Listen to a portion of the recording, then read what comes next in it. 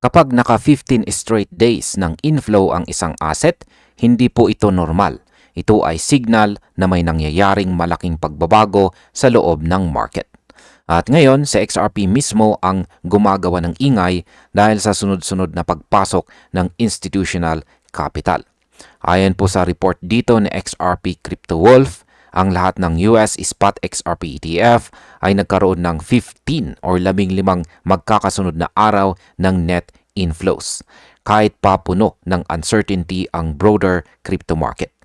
Ang ganitong klasing momentum ay hindi po gawa ng hype, kundi gawa ng structured buying mula sa mga malalaking institutions. Kaya marami pong analysts ang naniniwalang nasa early phase tayo ng bagong cycle ng accumulation. Ngayon kung numbers po ang pag-uusapan, diretso po tayo sa datos. As of the latest verified update, ang combined AUM ng lahat ng US Spot XRP ETF ay nasa $972 million.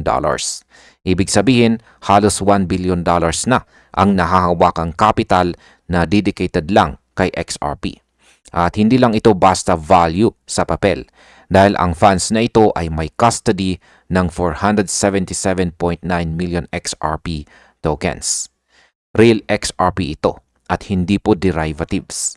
Dahil dito, parami ng parami ang nakalak na supply sa mga regulated structures at mas kaunti ang nakakalat sa open market. Ang ganitong galaw ay hindi po ini-ignore ng mga seryosong traders at saka institutions. Ngayon ay ano naman ang aking masasabi tungkol dito? Kapag patuloy po or magpapatuloy po ang inflow momentum, lalakas ang narrative na ang taong 2025 ay taon ng quiet accumulation phase na XRP. At kadalasan ang ganitong phase ang siyang nagbubukas ng explosive upside sa susunod na cycle. Ang mga analysts ay naniniwala na ang sustained ETF buying, tightening supply at saka rising institutional demand ay ingredients ng multi-year structural rally.